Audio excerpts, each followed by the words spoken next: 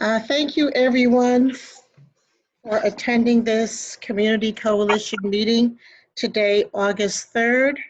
Our topic of conversation today is the Community Census Drive, and I'm pleased that we have quite a few guests with us today.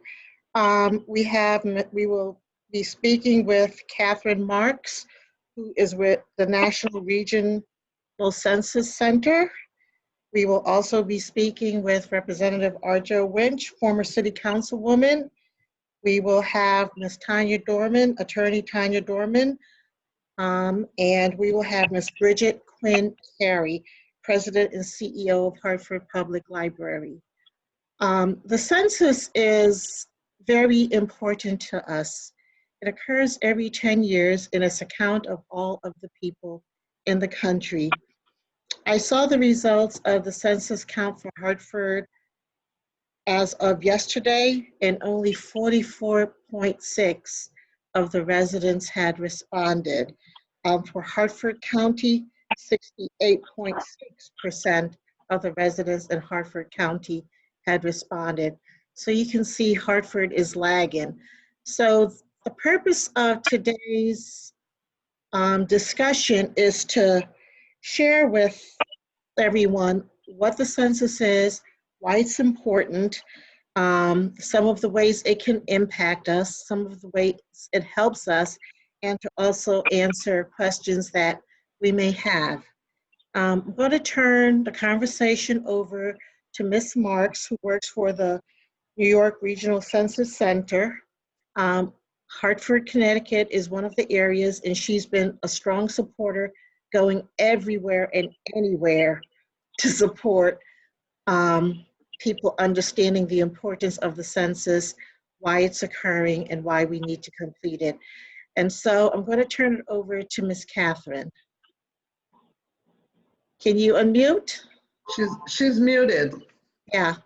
Hi everyone. Good evening, everyone, and thank you for joining us. I will go everywhere and anywhere, and I truly miss seeing everybody in person. But I'm thankful to have these kind of opportunities and hope that maybe some people who might not be able to be in person might be hearing it for the first time and get motivated to share the information. I think I met Violet almost about a year and a half ago at a Hartford Foundation. And back then what I tried to do is motivate people to get interested. Why? Because the census is so very important to Hartford. It's about power and it's about money. Why is it about political power? Because the decennial census happens every 10 years based on the United States Constitution, Article 1, Section 2. And the government will then use that information to apportion the number of representatives each state gets in the House of Representatives. So if we have an undercount in Hartford, that means that we don't have the proper representation. And to go further, the information is then given to the states. And then Hartford, Connecticut will take that capital and they'll reapportion our state Senate and our state representative seats. So again, if Hartford isn't truly counted, Hartford will lose representation at the capital, at the state capital, and then Connecticut itself will lose representation in Washington. And that shouldn't happen. Why? Because everyone deserves to be counted. And I was really hoping that this year we made it so easy. We made it easy to do it online, and we made it easy to do it on the phone. And we had planned, I think, I know Bridget's here from the library. I think the library and I had planned almost 20 events in April, and they were all canceled due to COVID-19. So we can still respond. And I think if I want you to take away something from this talk tonight, it's that the census is safe, easy, and important, and that you can still respond. We all can still have an impact on the Hartford community. It is not too late. Talked about why it's important about political representation. It's also incredibly important for money. How does money flow from the federal government to the states is all based on decennial census data. What does that mean? That means if we get it wrong, simply Hartford and Connecticut doesn't get the money it deserves. Violet asked me for some very specific programs, because sometimes you have to make it, what is this money? What are we talking about? We're talking about 55 federal programs that the money is allocated based on decennial census data. That is Section 8 choice housing vouchers. So if we don't count Hartford correctly, we will not get the proper allocation for that money coming into Hartford.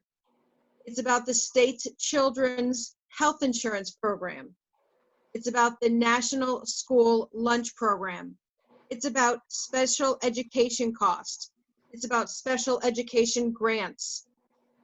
It's also about the Section 8 Housing Assistant Payment Program. It's about Head Start. It's about WIC. It's about the school breakfast program. It's about low-income energy assistance.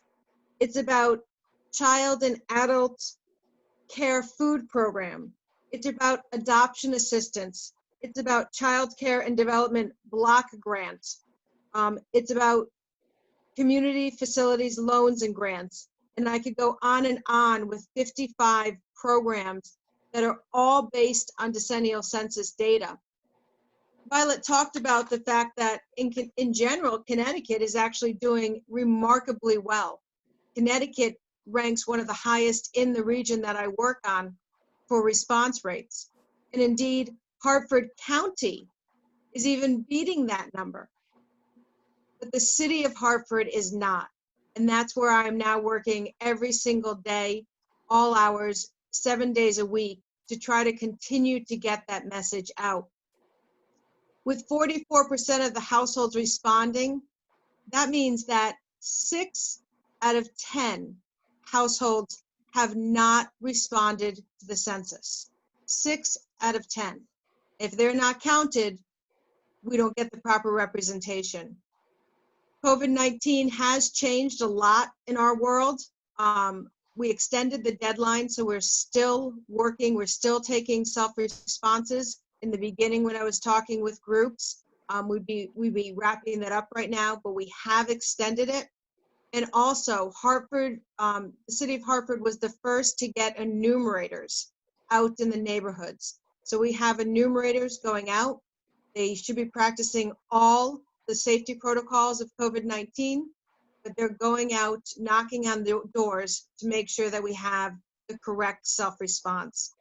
I also talked about the self-response is safe, and I know someone else is going to talk about that. I believe you have a lawyer on the call, but I would like to tell you that Title 13 of the U.S. Federal Code ensures that census responses cannot be used against anyone in any way, in any manner, by any court or any agency.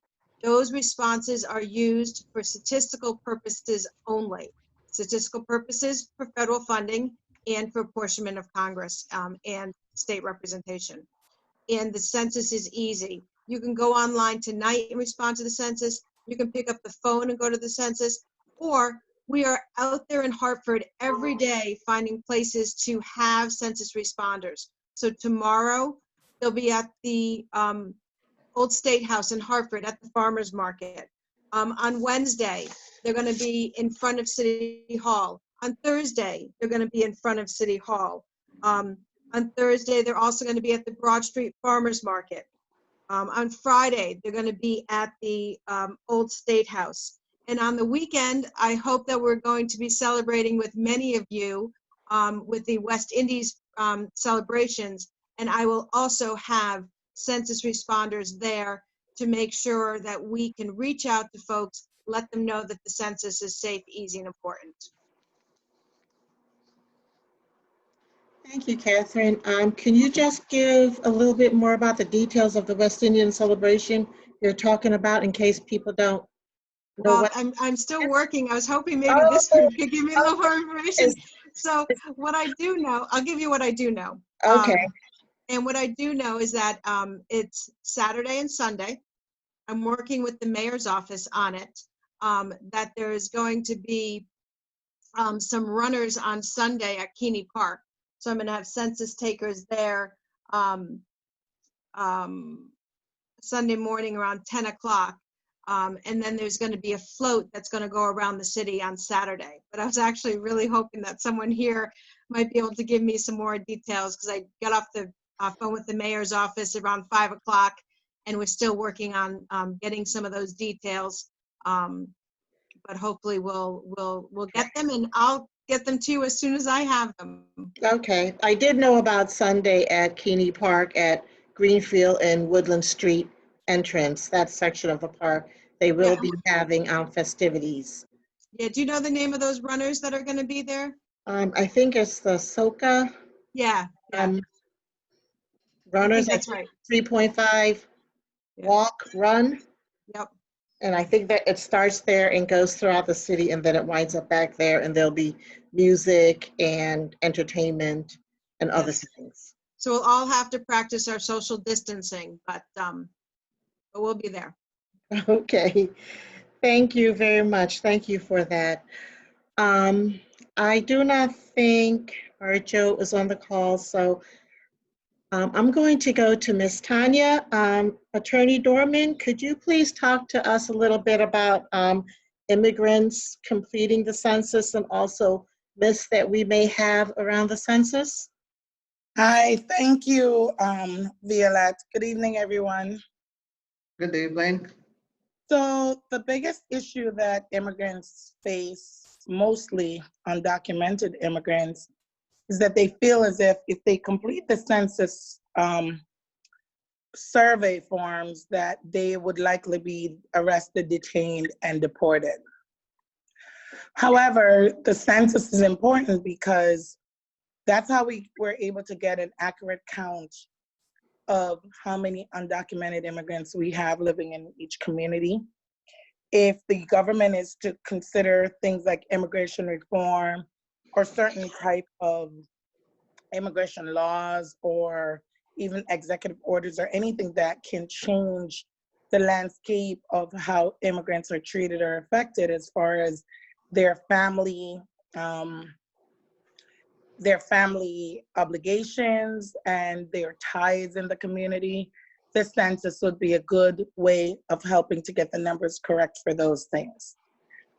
One of the biggest things with immigration law is that throughout the whole enactment of immigration law, I guess maybe since the 1800s, there's always been an underlying requirement that a requirement supporting family unity, unification of families.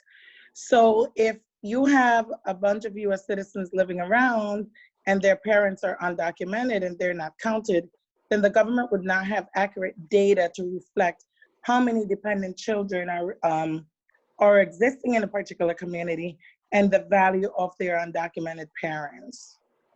So in light of that, I would hope that in helping to get people to complete the census application, we would be able to help to dispel the myths that the Census Bureau is reporting the data to ICE for people to get detained. I know the census application, it requires for you to put information such as names and so on and so forth, but the person completing the census, they get to list relatives and so on, but they don't necessarily have to list all of the identifiers if they're scared. I think they could list names and so on, but I think so many people have so many different names or people with the same names, it's very hard for them to just isolate the undocumented ones. I think the census form generalizes, how many people are citizens or lawful permanent residents or undocumented. You could correct me if I'm wrong. Catherine has her hand. About that, about how you put the names on the census application, but it is very, very important for people to be able to give the data so that the government can have an accurate count as to how many undocumented people we have here. I don't know if you watch the news or you see people, children who were brought here as minors when they were young, and now they're adults. They're looking to get DACA, which is the DREAM Act sort of for undocumented children, who are brought here from different countries. By filling out the census, you get to have a more accurate count of how many people are here eligible for DACA as we have them with the current existing immigration laws, and the ones who didn't get qualified because of the eligibility criteria. They may have been here too late or too early or too young, but those are information that the government can utilize to make amendments to existing benefits that could better help people in the community who need to get their status, legalized in this country. Does anybody have any questions so far about immigration? Bridget has her hand up. Yeah, if I could just, Tanya, thank you for being so passionate about the census. We don't ask the citizenship question on the census. So we do ask the name, the date of birth, the race and origin, the sex, the relationship, whether Hispanic or non-Hispanic, your birth date, and your age. But that's all we ask. So we don't ask, we don't have a citizenship question on the census. But I can't agree with you more that it is so important to get an accurate count of the whole household. So you're spot on there.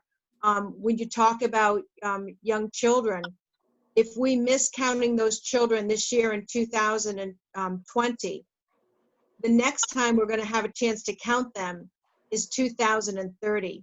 So if they're 5 years old right now, the next time we're going to count them is 2030, and they're 15 years old now. They've gone through the whole entire school system, and we haven't been able to count them and capture their importance for all those federal funding. So it is so important to count the whole entire household, Tanya, but there is no citizenship question, so it cannot be used, and in federal law states, the census responses cannot be used against anyone in any manner, in any way, in any form. Yeah, I keep forgetting there was the whole litigation about having the citizenship question on there for this census, right? But the big thing for most people who are undocumented is coming forward. Coming forward, and I'm not sure if they're, I know you guys are doing the outreach, you're going out into the community, but they're undocumented people who are not coming out into the community. They're not, going anywhere. They don't leave their homes. They don't fill out the information. They don't necessarily keep mailing addresses and so on and so forth. So I know it's very difficult. I don't know if having more flyers, more promos, putting things at places like the library where people will go for citizenship is enough, but I know that it helps in the community. I believe that we may have to take it to the grocery stores in places where people frequent.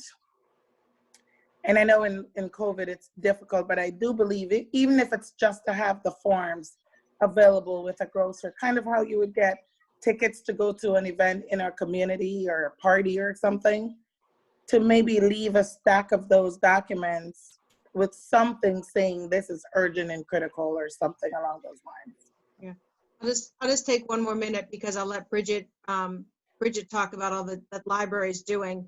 But I'll talk about two things, Tanya.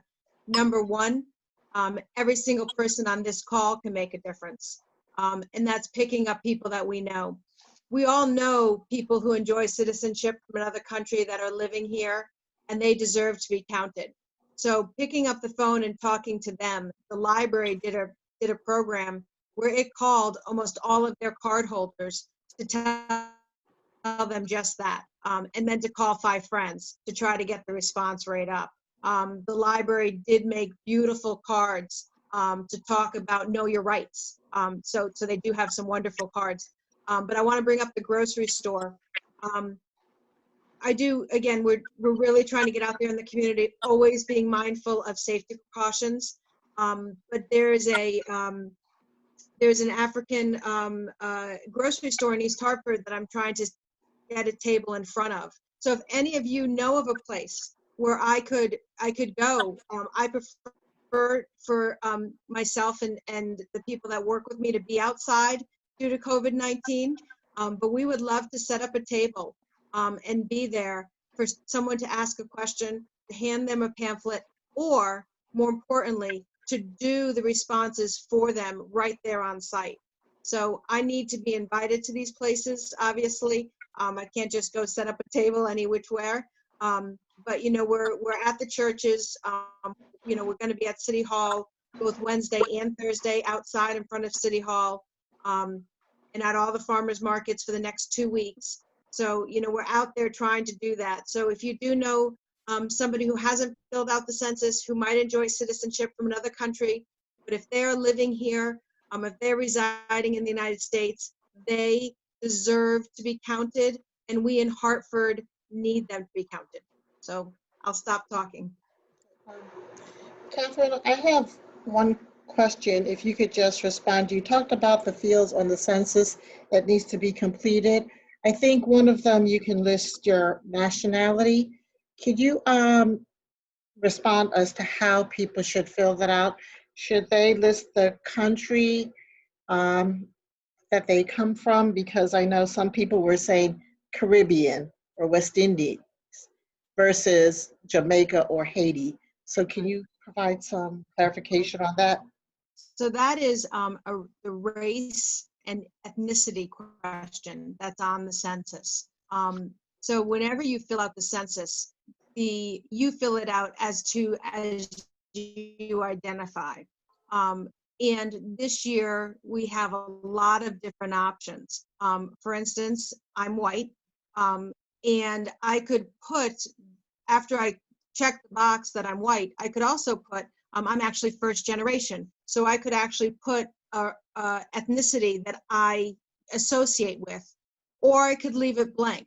So I can do either. So if someone is choosing their race as Black, but they want to put down Caribbean or Jamaican, that is their choice on how they choose to identify. I am working with the Nepalese Association of Connecticut, and they would put Asian and then other Asian, and then they put Nepali. So they don't put Nepal, they put Nepali. But if you want to put West Indies or Jamaican, that's up to you, and it's your race, not necessarily your country. Does that help? Yes. I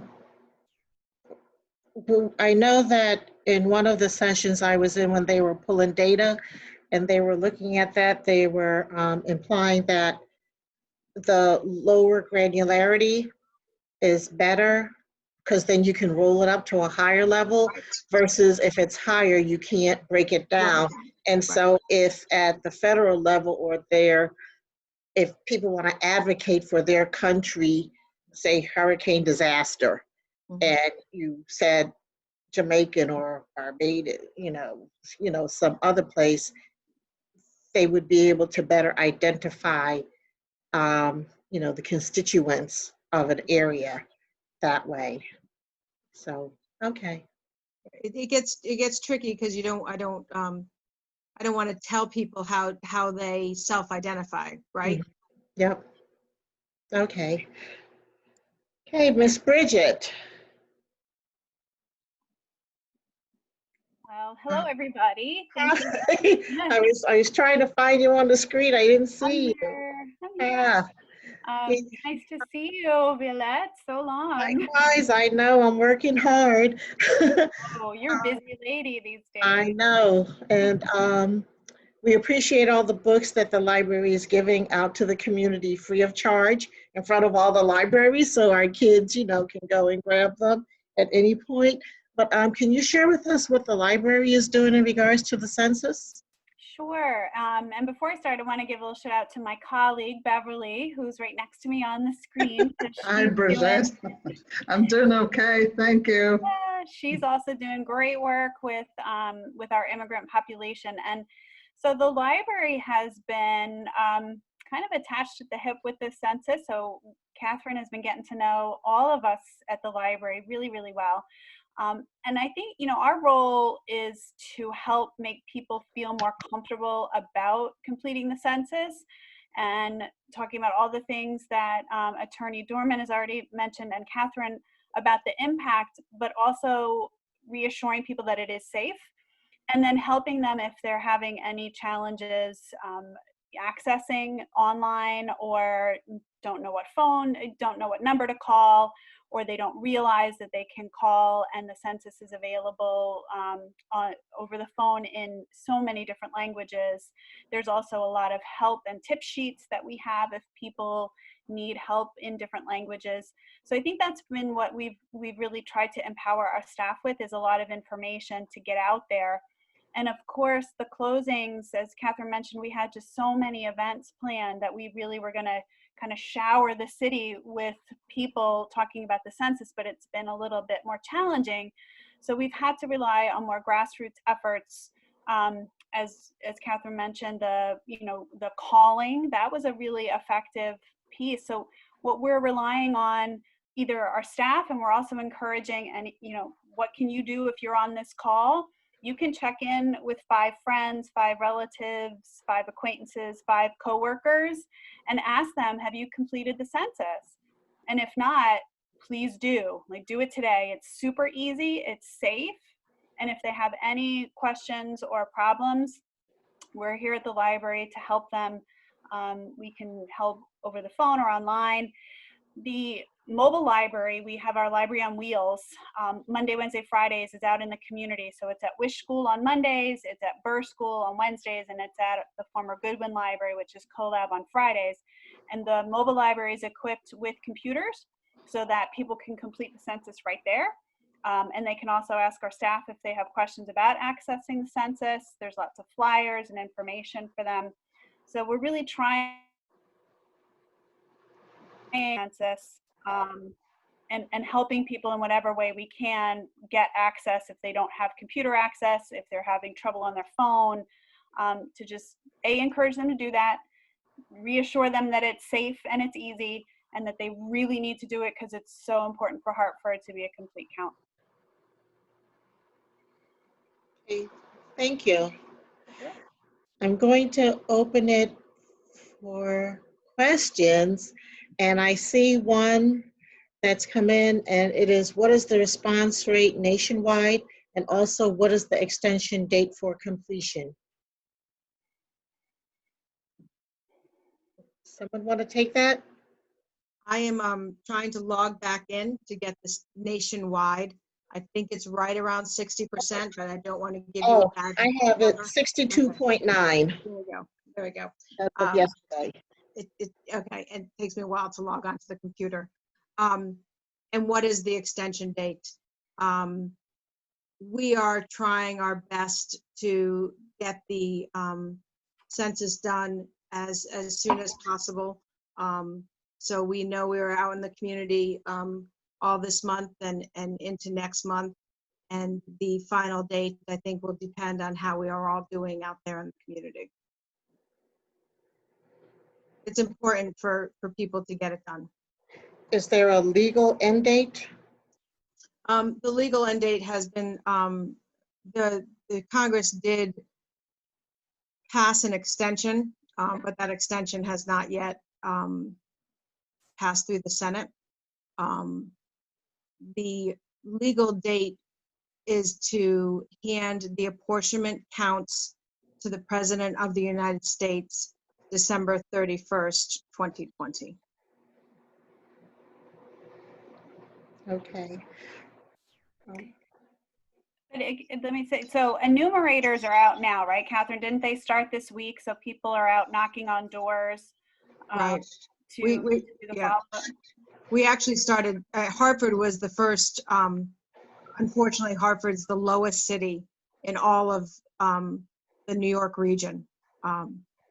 So we actually started in Hartford first. So we've been up and out knocking for probably 2 weeks now. How is that going? Are people getting good response? We have a lot of enumerators, so I don't hear back from every enumerator. I can tell you this, that when we're out in the field doing our other events, people come up and say, oh, I did it with an enumerator today. So we know that there's impact, but I don't have a statistical number for that impact. But the Okay. enumerator will go back to that house a number of times. And then I think, I mean, if you've been watching our response rate in Hartford, it is every day it's ticking up, right? Slowly, but it's moving. So that might be that the enumerator has left the information at the door and the person is responding now.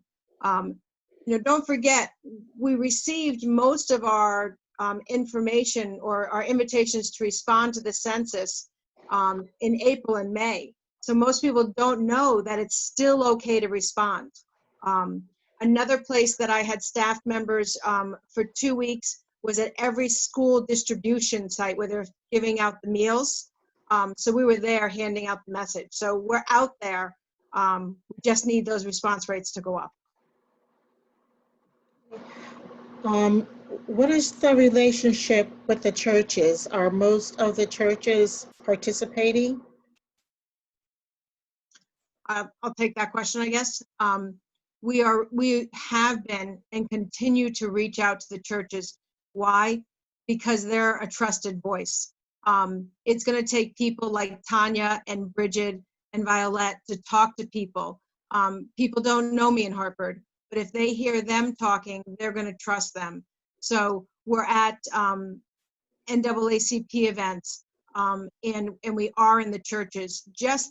But don't forget the churches were closed because of COVID also, right? So this is, I mean, so much of what we had set in place to really dig into the community and get those trusted voices involved.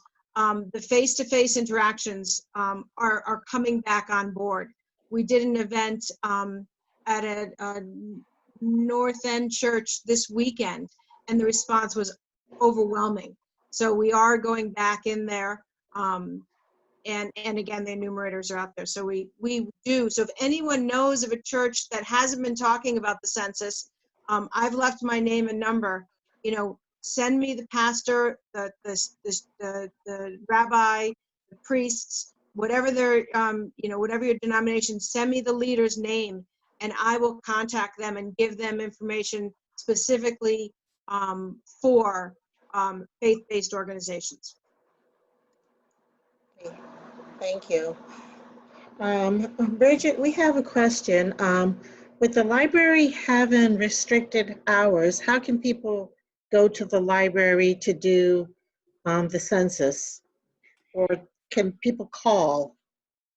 Yep, so we are taking appointments for the American Place. We're also taking appointments for public service appointments with our public service staff. But our computers are up and running. So every day between 9 a.m. and 6 p.m. at the downtown library, we are open for people to come in and use the computers, and public service staff is available. So if people come in and ask a question or need to be directed to how to find their census form, we have staff there that's able to help them. So that's every day, Monday through Saturday, 9 to 6, and then 9 to 5 on Friday and Saturdays. As I mentioned, the Library on Wheels, so it's our mobile library. It's out in the community Monday, Wednesday, Friday at regular locations, and there's a ability for people to fill out the census at that at the mobile library as well. So we are trying to provide access to folks if they need if they don't have computer access, or if they don't have a computer, if they don't have internet. And then there's also other places around the city that have mobile hotspots. So if they call the library, we can direct them to other places. Let's say, you know, they have a computer, but they don't have internet access. We can direct them where to go if for whatever reason they can't get into the downtown library between 9 and 6 every day. Okay, so they don't need to make an appointment to go to the downtown library. They can just show up. Oh, okay. Okay, thank you. I think Errol had his hand raised. I got a question for Carmen. If I'm talking to someone about filling the census out and they haven't done it, And who would I tell them to contact? They may or may not have received the information in the mail. So how would I help them to complete the census?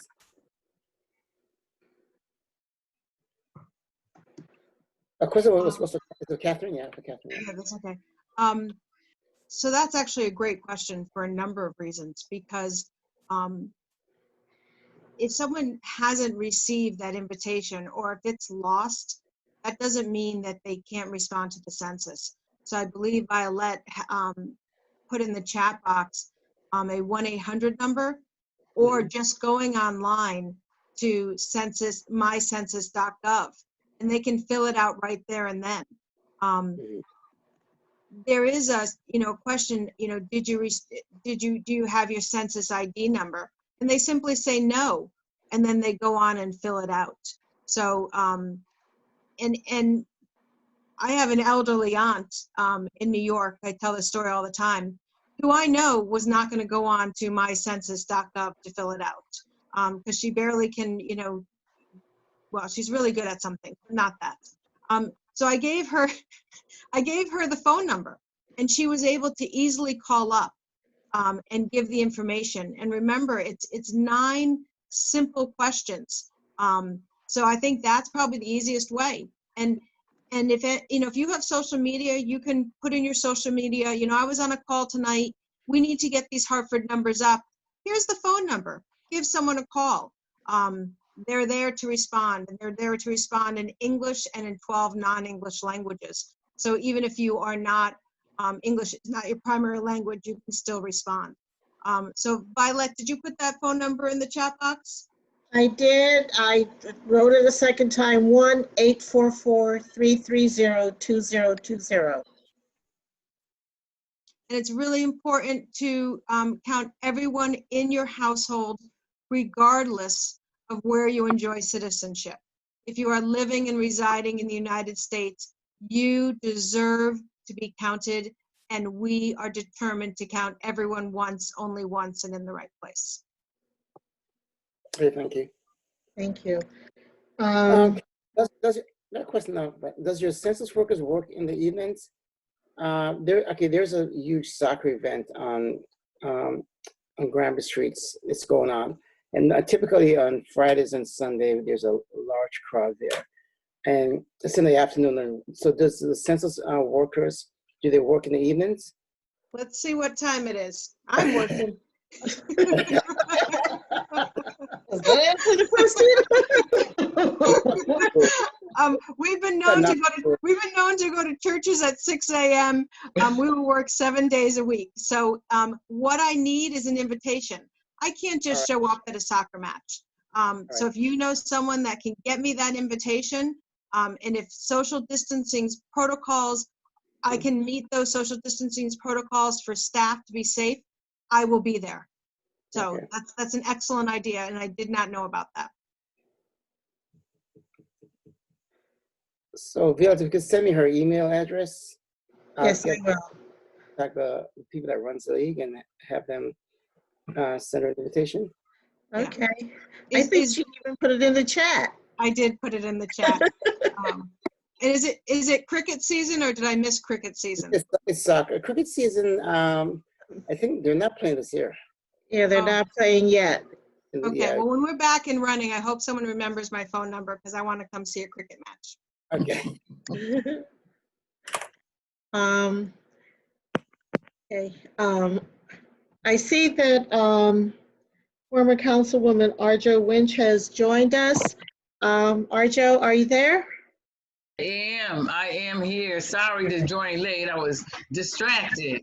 And then I got a buzz on my phone that says, hey, there's a meeting I'm supposed to be attending. Okay.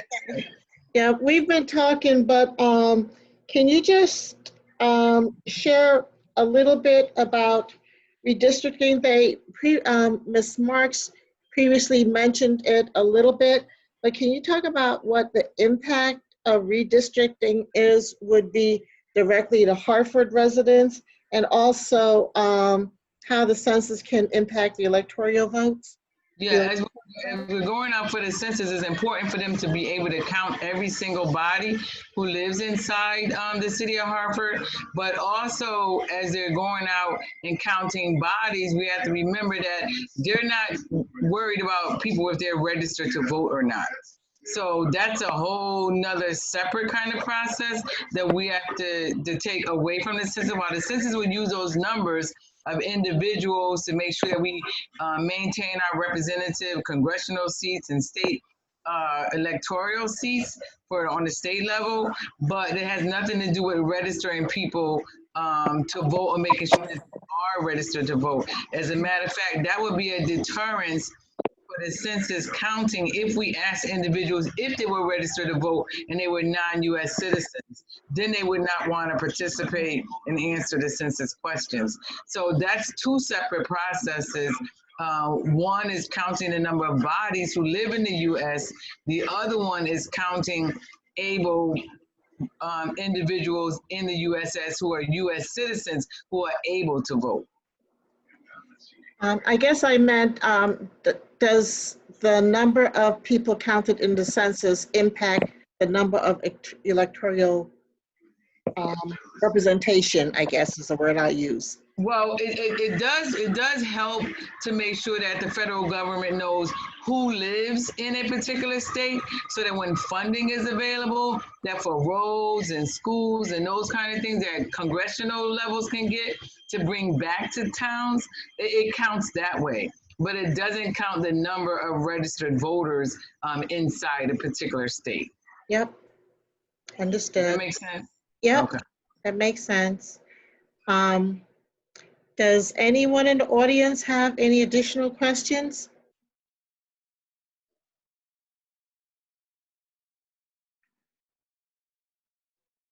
No? I'm just going to ask Bridget if she could briefly mention again the location of the mobile library and the hours that, the location and the hours that they're wherever they are. Sure. So on Mondays, it is from 10 a.m. to 3 p.m. The mobile library is stationed at Winch School. That's on Barber Street. And it's, of course, it's weather dependent. They have a tent, so if it's just, you know, lightly misting, they might be out there. But if it's really like, you know, a hurricane's coming, they may not be out there. But generally, every Monday, they're at the Winch School. On Wednesdays from 9 to 2, they're at the Burr School. That's Wethersfield Avenue, I believe. And then on Fridays, they're at the former Goodwin Library, which is now called the Free Center, and that's on New Britain Avenue, and that's from 9 to 2. Okay, thank you. If you just one question, just curious, what was the response rate for Hartford during the last census 10 years ago? Just kind of curious what it was like. I don't have that information. So Errol, I always get that question, and it's a fascinating question once you start thinking about it. So of course, what we did is there's a self-response rate, so that we know that how many people self-responded in Hartford in 2010, and my computer's gone dead again. And it's right around, I believe it's right around 50%. Violet, if you still have that link open, you'll be able to see it. But in the end, that's just the self-response rate, because then we go and we go to our enumeration phase, and that's where we get, you know, to what we want to be 100%. And then we have some statistical information to fill in the gaps. So our goal is to get a 100% count of Hartford, but the key is that the best response is a self-response, meaning when I respond to the census, I'm going to have the most accurate information for myself, for the ages of the people that live in my house, and my relationship with those people. I believe that Tanya, you know, brought up that there's some funding that deals with, you know, parents and children. So it's important to get that relationship. But there is some, you know, statistical information that if we're not getting a household, we're going to try to do everything we can to figure out how many people are in that household. But again, the best response is when someone fills it out on their own or with the enumerator or with one of the staff that works with me, so that we get the most accurate count. We want to get the most accurate count.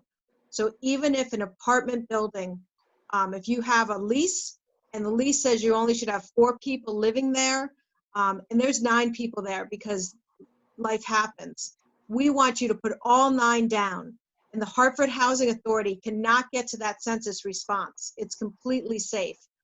That 9 people is a accurate count of how many people really live in Hartford and really need those services. I'm gonna take 1 minute to give you a story, not a dumb story, just a story. It's like I go to invite my family to a wedding. I have a massive family, and I send out 100 invitations. But in Hartford, right, only 44% have responded to the census. So out of my 100 that I sent out, 44 family members say they're coming to my wedding. Okay, I'll take that. I buy food for 44 people, right? We get our social funding, our federal funding for 44 people. But what happens when we open those school doors? We have 100, right? We have 100 people who need that food. And that's where it's so important that if we don't get the accurate count, we don't get the proper funding for Hartford. And those social services are so important for those children and for our whole communities. So that's how I try to say it. So, Errol, we will get an accurate count in Hartford. We will count every single household, but the best response is the self-response. I hope that helps you answer it. It does, it does. We have a question. It's if an undocumented person doesn't want to give an address due to being worried, can they still complete the census? And I guess also piggyback on that, do homeless people get counted? So those are two fantastic questions. I'm going to answer the second first. We, again, want to make sure that everyone is counted, that we count everyone only once and in the right place. We do a special count for people experiencing homelessness. We have been working, again, it was expected to be done in the spring. Now we're going to do it, I believe, in September, where we have worked with the city, we have worked with social agencies, and we know where people are experiencing homelessness. Some people experience homelessness on the steps of the Hartford Library. Some people experience homelessness behind the supermarket in Parkville, Hartford. So we have those sites. So we're going to go out in one night with a shorter response survey. And we're going to go to all those sites and we're going to count the people that are experiencing homelessness.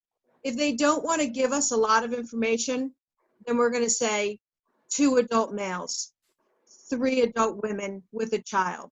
But we will ensure that we will get that count for the homeless. So that's very important. In terms of people who are enjoying citizenship from another country, we do base our census based on addresses, because you need a location to understand where that person is. So if someone doesn't want to give the address, I would encourage them to understand that it is safe. And that they need to respond to the census. Because otherwise, how do we know that they're in Hartford? How can we count them in Hartford? So, I'll say it once, I'll say it twice, I'll say it 3 times. Federal law protects census responses. They cannot be used against anyone in any manner, in any way. So if someone is experiencing homelessness, enjoying citizenship from another country, they still deserve to be counted, and it cannot be used against them. But we need to know that they're in Hartford so that we can get the proper funding in Hartford for those social services. Thank you. Earl, did you have another call? I was just, so the 44.6% in Hartford, I mean, that's the self-reporting percentage, right? That we have so far. that we have so far, correct. And that's households. Households, okay. It's Errol, is that how I pronounce it? Yes. And on the link that Violet and I were looking at, it shows us the 2010 self-response rate. But don't forget, in 2010, you couldn't go on the internet. And in 2010, you couldn't pick up the phone and dial 13 different phone numbers. So I had really hoped that it would be so much higher in Hartford. We've been doing so much work, but obviously, you know, the pandemic has really hit us hard. But that is the self-response rate. That is not the total response rate. Catherine, do you know about how much each household, the city gets for each household? Based on the last census? How much federal funding? Yes.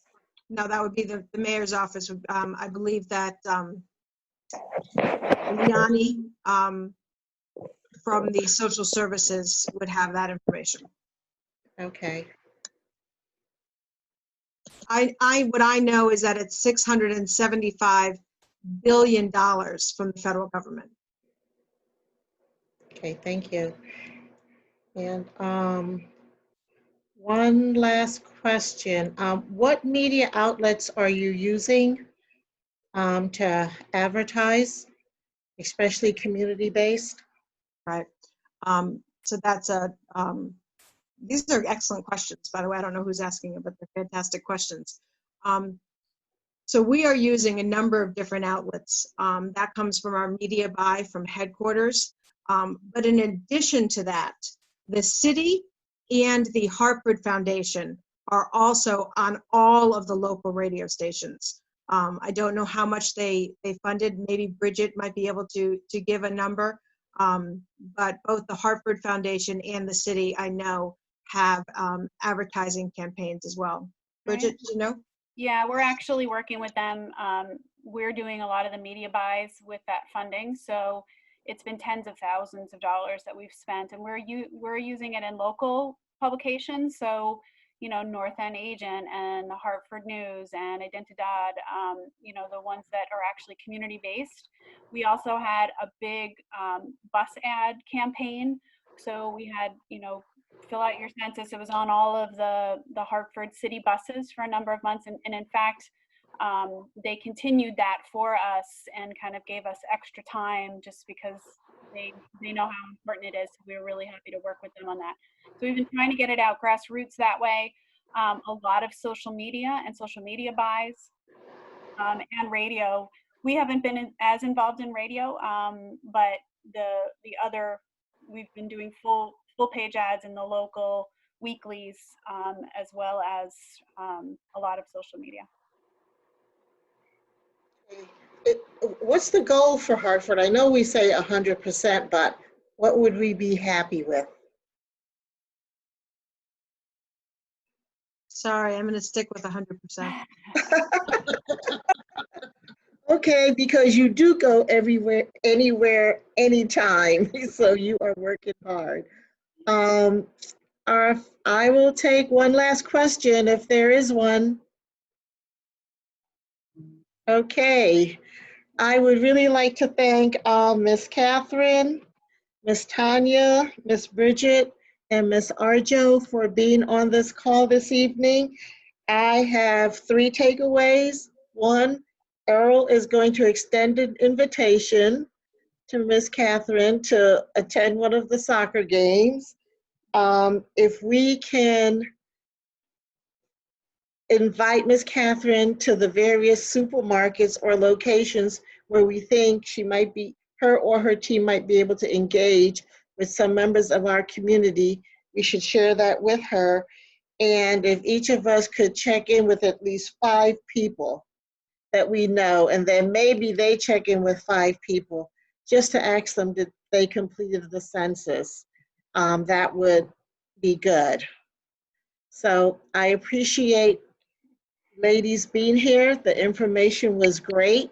We have some work to do, but we will be in touch. This recording will be posted on the websites of the organizations, and we appreciate you being here today. Thank you. Thank you. Okay, bye.